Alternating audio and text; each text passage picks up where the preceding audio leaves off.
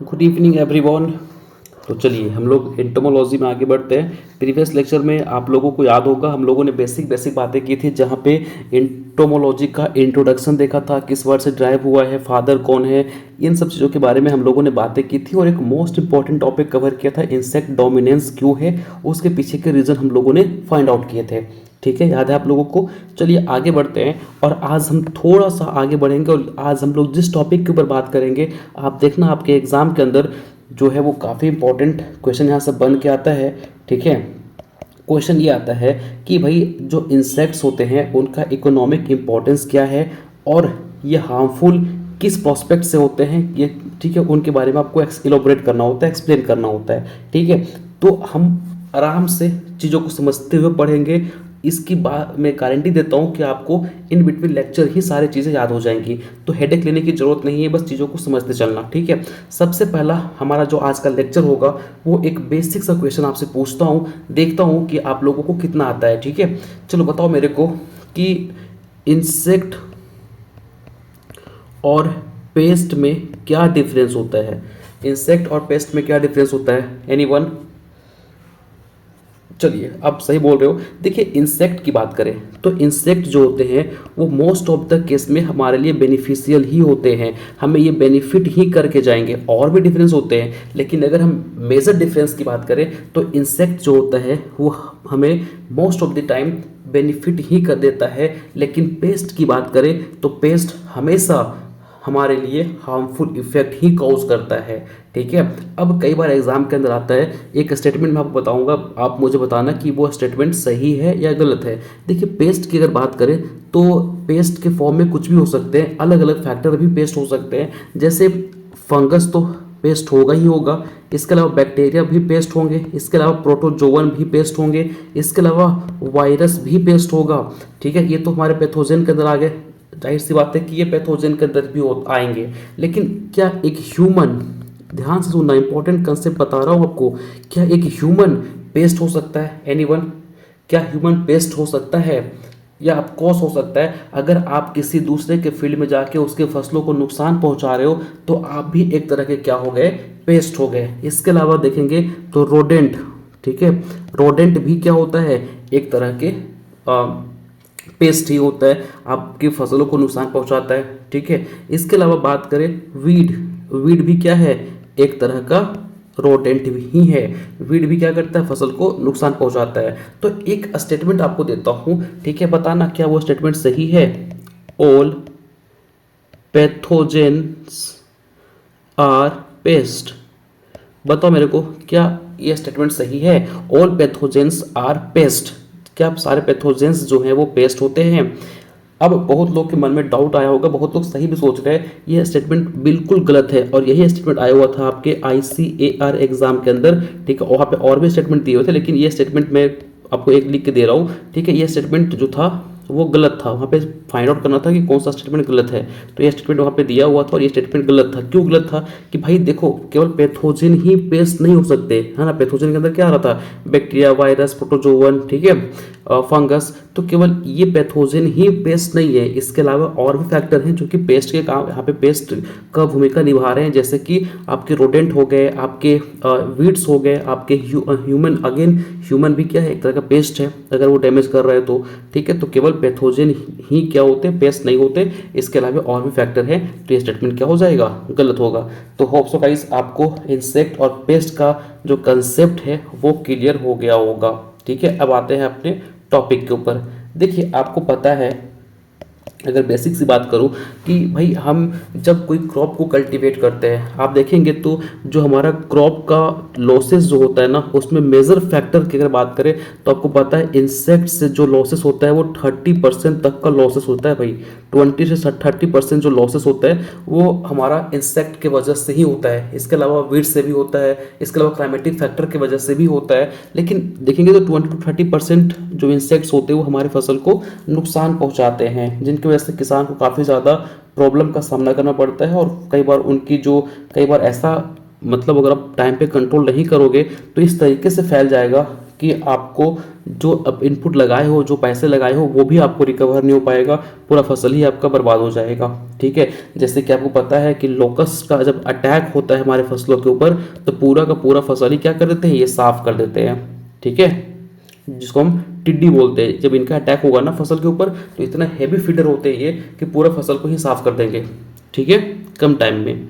तो बहुत ही किसानों को एक नुकसानदायक झेलना पड़ता है, नुकसान झेलना पड़ता है इस इंसेक्ट की वजह से। ठीक है, नो डाउट कि इंसेक्ट हर केस में हार्मफुल नहीं होते, कुछ केस में हमारे लिए यूज़फुल भी होते हैं। अब देखो जाहिर सी बात है ना, ये क्या बहुत अच्छा स्टेटमेंट लिखा है। कई बार आपको पता है कि हर इकोसिस्टम पढ़े होंगे तो आपको पता होगा कि हर इंसेक्ट, हर ऑर्गेनिज्म अपने लाइफ को सस्टेन करने के लिए, अपने लाइफ को जीने के लिए किसी दूसरे के ऊपर डिपेंड है और कई बार उस दूसरे ऑर्गेनिज्म को सेक्रीफाइस भी करना पड़ता है। जैसे आपको अपनी लाइफ को सेक्रीफाइस करना पड़ता है। आप देखेंगे टाइगर कई बार जो छोटे छोटे जो हमारे जो अदर ऑर्गेनिज्म को ये किल कर देते हैं ताकि ये जिंदा रह सके, ये ऑर्गेनिज्म किसी दूसरे को किल करते होंगे ताकि ये जिंदा रह सके। तो यहाँ पापी पेट का सवाल है, बताइए आपको कि भाई हमें अगर लाइफ को जीनी है, हमें लाइफ को सस्टेन करनी है तो किसी दूसरे को सेक्रीफाइस करना पड़ेगा। ठीक है, नो चलिए फिर ये था इंट्रो का पार्ट हमारा। अब देखते हैं कि भाई हार्मफुल जो इंसेक्ट्स होते हैं वो किस तरीके से हमारे फसल को हार्म करते हैं, नुकसान पहुंचाते हैं। तो देखिए सबसे पहली बात यहाँ पे आपको पता है कि जो हमारे इंसेक्ट्स होते हैं, सबसे पहली बात मैं आपको आगे पढ़ाऊंगा इनके माउथ मॉडिफिकेशन, तो आपको पता होगा चलेगा कि जो इंसेक्ट के माउथ होते हैं वो अलग अलग होते हैं, अलग अलग टाइप के होते हैं। बीटिंग टाइप का होता है, साइफोनिंग टाइप का होता है, स्पॉन्जिंग टाइप का होता है। ठीक है, च्यूइंग टाइप का होता है। तो लॉट्स ऑफ अलग अलग इनके माउथ के मॉडिफिकेशन है। तो सबसे पहला बात अगर हम देखें यहाँ पे कि जो इंसेक्ट जिनका माउथ जो है वो च्यूइंग और बिटिंग टाइप का होगा तो ये क्या करेंगे, अब आपकी फसल की जो लीफ होते हैं मोस्टली उन पे अटैक करेंगे और उनको भी खाना स्टार्ट कर देते हैं। जैसे अगर हमारा बात करें तो प्लांट का जो ग्रोइंग पार्ट है उसको ये खा जाता है, कौन, grape vine flea beetle. Leaf को ये लीफ डेफोलिएशन मतलब लीफ को इतना नुकसान पहुंचा देते हैं कि लीफ जो है वो झड़ने लगता है। जैसे ग्राउंडनट रेड हेरी कैटरपिलर, ये पेस्ट है जो कि इसके लिए रिस्पॉन्सिबल है ना। कई बार नॉचिंग एज ऑफ लीफ जो कि कॉटन ग्रास होपर की वजह से होता है। Rolling of leaf pedi leaf roller की वजह से होता है। ठीक है, तो ये कुछ एग्जाम्पल यहाँ पे दिए गए हैं। ठीक है, जिन और यहाँ पे कुछ पेस्ट के नेम दिए गए हैं। ये पेस्ट क्या करता है वो यहाँ पे दिया हुआ है। जैसे रेड ग्राम ब्लिस्टर बीटल जो होता है ना, ये डैमेज करता है इनफ्लोरेसेंस पार्ट को। ठीक है, और अगर हम कॉटन बेबिल की बात करें तो ये क्या करता है, सीडलिंग को कट कर देता है। ठीक है, अगर राइस ग्रास होपर की बात करें तो ये निबलिंग ऑफ ईयर हेड कर देता है। ठीक है, और मैंगो बार्क ईटिंग कैटरपिलर की बात करें तो ये बार्क पे ही अटैक कर देता है। तो देख पा रहे हो कि भाई बहुत तरह के हमारे इंसेक्ट और अलग अलग पोर्शन पे क्या कर रहे हैं, अटैक कर रहे हैं। ठीक है, तो जाहिर सी बात है हमारे फसल को नुकसान होगा ही होगा। ठीक है, अगला बात करें कि जिनका माउथ अब पियर्सिंग एंड सकिंग टाइप का है तो वो क्या करेगा। देखो पियर्सिंग एंड सकिंग टाइप का इसका माउथ होता है ना, जैसे मॉस्किटो की बात करें, ठीक है, तो इनका माउथ होता है किसका, पियर्सिंग एंड सकिंग टाइप का। ये क्या करता है, पहले आप देखिए मच्छर जब आपको काटता है, इनका माउथ ऐसे ही होता है। ये क्या करता है, पहले आपके स्किन के अंदर अपने डंक को पेनिट्रेट करता है ना, फिर वहाँ से फिर आपके ब्लड को सक करना स्टार्ट करता है। तो ये तो हमारे केस में हो गया। लेकिन सर प्लांट में क्या सक करेगा, भाई प्लांट के अंदर होता है ना सैप, उनके अंदर भी तो सैप भरा होता है। तो ये क्या करेगा, ये जो जिनके पियर्सिंग एंड सकिंग टाइप के माउथ होते हैं वो इसके अंदर अपने माउथ को पेनिट्रेट करता है और इस सैप को सक करना स्टार्ट करेगा। ठीक है, तो इनकी वजह से भी कई सिम्टम आपको देखने को मिलेंगे। जैसे अगर हम बात करें जो आपका कॉटन लीफ हॉपर होता है वो हॉपर बर्न पैच लीफ में कॉज कर देता है। ठीक है, कई बार चिली एफिड जो होता है वो लीफ कर्लिंग आपको देखने को मिलेगा, वो इसकी वजह से होता है। कई बार क्या होता है कि क्योंकि लीफ को वो न्यूट्रिशन मिल ही नहीं पाया, क्यों नहीं मिल पाया, ये सारा सैप ही क्या कर गया, सक कर गया। और जब सैप को ये सक कर जाएगा तो हमारे लीफ को वो न्यूट्रिशन नहीं मिल पाएगा और हमारा लीफ जो वो प्रीमेच्योर रह जाएगा। ठीक है, और फाइनली ये क्या हो जाएंगे, शेड कर जाएंगे। ठीक है, मोस्टली ये सिट्रस फ्रूट्स है ना सकिंग मौथ में देखने को मिलता है। अब पपाया एफिड जो है वो प्लांट में क्लोरोसिस कॉज कर देता है। ठीक है, तो ये कुछ इंपॉर्टेंट से आपके एग्जाम्पल हैं जो आपको याद रखने हैं। नाउ देखिए अब आता है आपका कि injury by internal feeder insect pest. अब कई बार क्या होता है कि कुछ ऐसे आपके इंसेक्ट्स होते हैं जो कि इंटरनली फीड करते हैं और उनके वजह से आपको सिम्टम देखने को मिलता है। जैसे अगर हम बात करें कि आपको अगर प्लांट के ऊपर ज्वार स्टेम बोरर अटैक किया तो नेम से इंडिकेट हो रहा है स्टेम, तो आपको इनके सिम्टम कहाँ दिखाई पड़ेंगे? स्टेम में। ठीक है, ये होता क्या है मोस्टली स्टेम में इंटरनली चला जाएगा और इंटरनली यहाँ से जो सैप होते हैं उनको सक करना स्टार्ट करेगा, तो ऊपर की तरफ आपको मोस्टली है ना प्लांट में डिक्लेशन मतलब क्लोसिस देखने को मिलना स्टार्ट हो जाएगा, क्योंकि ऊपर न्यूट्रिशन पहुंच ही नहीं पा रहा है। ठीक है, तो बोरर आपको देखने को मिलेगा। इसी तरीके से सूट फ्लाई की बात करें तो यहाँ ये सिम्टम किस वजह से हो रहा है? तो अब देखिए ज्वार सूट फ्लाई जो है वो यहाँ पे अटैक कर रहा है। ब्रिंजल फ्रूट बोरर जो है वो मोस्टली यहाँ पे अटैक कर रहा है। कॉटन बॉल वार्म जो है वो फिर देखेंगे तो यहाँ पे कॉज कर रहा है ये। ठीक है, पेडी गॉल फ्लाई जो है वो गॉल कॉज कर दे रहा है। तो कुछ ऐसे ही सिम्टम आपको देखने को मिलेंगे इनके वजह से। अब यहाँ पे देखिए थोड़ा सा आपको समझ में आएगा कि बहुत सारे इंसेक्ट जो होते हैं वो केवल ऊपर ही नहीं रुकते। देखिए हमने क्या बताया आपको कि ये प्लांट है, ठीक है, यहाँ पे कई बार फ्लावर, यहाँ पे इनके लीफ लगे हुए हैं। ठीक है, देखिए मैं बताने की कोशिश कर रहा हूँ कि ये जो पेस्ट होते हैं ना वो हर एक पोर्शन पे अटैक कर सकते हैं। अगर यहाँ पे है, यहाँ पे लीफ लगे हैं तो कई बार जो आप देखेंगे तो ये लीफ पे भी अटैक करते हैं। ठीक है, अब अभी जस्ट मैंने बताया कि बहुत सारे ऐसे होते हैं जो कि स्टेम में पेनिट्रेट कर जाते हैं, अंदर चले जाते हैं छेद करके और वहाँ से नुकसान करते हैं। अगर इनमें फ्रूट लग गया तो फ्रूट पे भी अटैक करते हैं। ठीक है, और कई बार क्या होता है वो रूट पे भी अटैक करते हैं। और अगर ऐसा क्रॉप हुआ जो कि जैसे ट्यूबरस क्रॉप हो गया, ठीक है, वो क्या होते हैं ट्यूबर कॉज होते हैं, मतलब नीचे की तरफ इनके फ्रूट्स आते हैं, तो उनमें भी आपको ये पेस्ट देखने को मिलेंगे। ठीक है, ये बताने की कोशिश कर रहा है कि कई बार जो ये होते हैं वो अंडरग्राउंड जाके भी हमें नुकसान करते हैं। जैसे अगर बात करें पोटैटो स्वीट वेबिल की, टर्माइट की बात करें, इनफैक्ट रोडेंट जो होते हैं वो भी अफेक्ट करते हैं। गॉल इंसेक्ट की बात करें, व्हाइट ग्रब की बात करें, वो रूट वाला पोर्शन पे जाके मतलब जो हमारे ट्यूबर्स हो उनको जाके ये अफेक्ट करते हैं। ठीक है, समझ में आ गया यहाँ तक? कोई दिक्कत? देख पा रहे हो एक पेस्ट जो है वो प्लांट के हर पोर्शन पे जाके अपना कब्जा कर लेता है। ठीक है, अब कई बार हम यहाँ पे नहीं रुकता, अगर हम चलो ठीक है हमने क्या किया, इस प्लांट को फील्ड से बचा लिया, हमने इंसेक्टिसाइड का प्रयोग किया, बहुत तरह के ट्रैपिक का यूज़ किया, मतलब बहुत तरह के हमने लॉट्स ऑफ मेथड यूज़ किए और हमने प्लांट को फील्ड में प्रोटेक्ट कर लिया। ठीक है, अब यहाँ से हमें जो कमोडिटी है वो मिल गया, फ्रूट्स मिल गया। अब दिक्कत यहाँ पे नहीं खत्म होता, अब इसको ले जाके जब आप स्टोर करोगे, ठीक है, वहाँ भी आपको ऐसे ऐसे इंसेक्ट्स मिल जाएंगे जो पोस्ट हार्वेस्टिंग के बाद भी क्या करते हैं, अफेक्ट या डिजीज कॉज करते हैं, मतलब डिजीज के वो कहीं करेंगे, मतलब पोस्ट हार्वेस्ट लॉसेस कॉज करते हैं। जैसे अगर बात करें प्राइमरी स्टोर्ड ग्रेन पेस्ट, तो ये मोस्टली हेल्दी ग्रेन जिसको जस्ट अभी फील्ड से लेके आए हो और उसको ड्राई करके आपने उसको लगने के लिए ही मतलब स्टोर किया ही था, उस पर ये अटैक कर देंगे। ठीक है, जैसे आपका मोस्टली देखा होगा राइस में आपने राइस वीबिल का अटैक, पल्स बीटल का अटैक आपने देखा होगा। ठीक है, ये इंटरनली होते हैं और एक्सटर्नली आप देखेंगे तो rice moth, red rust flour beetle, ये मोस्टली जो है वो स्टोरेज के बाद अफेक्ट करते हैं। अब सुनिए, यहाँ पे हेल्दी ग्रेन पे अटैक हो गया, उसको हम क्या बोल रहे थे, प्राइमरी स्टोर ग्रेन पेस्ट। ये वो पेस्ट होते हैं, ध्यान सुनिए, कई बार एग्जाम के अंदर इंटरव्यू के अंदर आपसे पूछा जाता है कि प्राइमरी स्टोर ग्रेन पेस्ट और सेकेंडरी स्टोर ग्रेन पेस्ट में क्या डिफरेंस होता है, तो आपको नहीं पता होता है। देखिए प्राइमरी स्टोर ग्रेन पेस्ट ये होते हैं जो कि ये वो पेस्ट होते हैं जो कि फ्रेश, जो हेल्दी आपने कमोडिटी को लाया है, जो प्रोडक्ट को लाया है, जो भी आपने ग्रेन्स को लाया है उसको स्टोर किए हो, तो ये हेल्दी वाले पे अटैक करेंगे। सेकेंडरी वो होते हैं जिस पे प्राइमरी अटैक कर दिए हैं उसके बाद भी जाके ये अटैक करेंगे, मतलब प्राइमरी के अटैक होने के बाद भी सेकेंडरी जब वहाँ पे अटैक कर रहा है। ठीक है, वो कौन सा हो गया आपका, saw tooth grain beetle, long headed flour beetle, ये जो है वो सेकेंडरी स्टोर ग्रेन पेस्ट होते हैं। ठीक है, समझ में आ गया आपको कि प्राइमरी स्टोर ग्रेन पेस्ट क्या करते हैं, हेल्दी वाले ग्रेन पे जाके अटैक करेंगे, और सेकेंडरी जिस पे प्राइमरी अटैक कर चुका है उस पे जाके सेकेंडरी हमारे अटैक करते हैं। ठीक है, तो ये था कुछ इंपॉर्टेंट।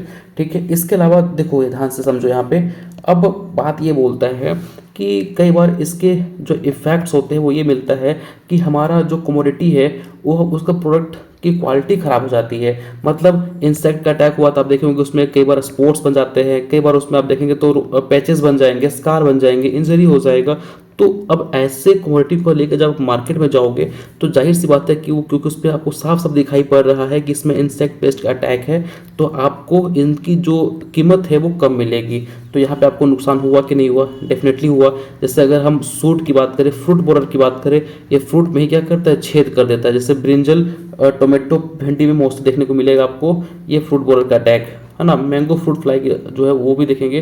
तो कहीं ना कहीं ये क्या करते हैं कि उस फ्रूट की क्वालिटी को इन्होंने ख़राब कर दिया, तो आपको मार्केट में इनकी प्राइस कम मिलेगी। इसके अलावा देखेंगे कई बार क्या होता है कि इनका इतना हैवी अटैक होता है कि हमें हार्वेस्टिंग करने में बहुत ज़्यादा डिफ़िकल्टी होती है।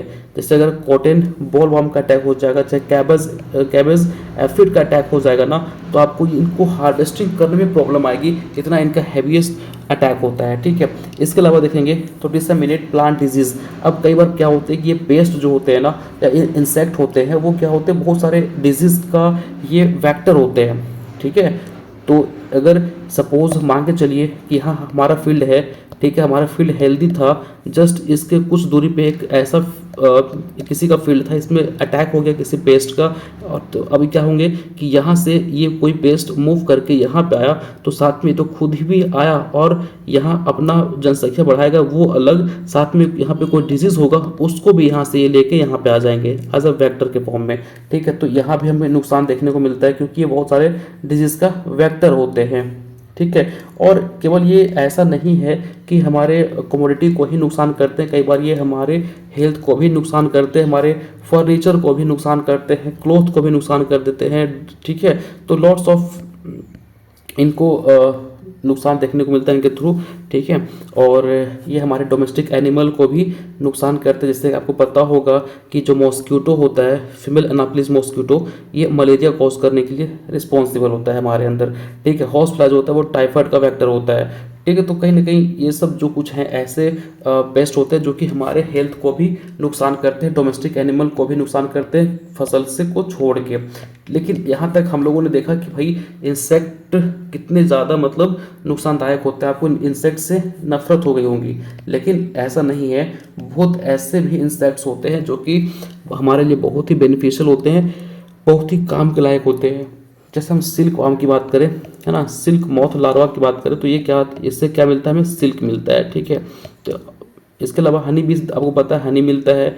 लैक इंसेक्ट्स हमें लैक मिलता है, जैसे चूड़ियाँ बनाते हैं, तो कहीं ना कहीं इनका भी देखिए तो बहुत इंपॉर्टेंट रोल है।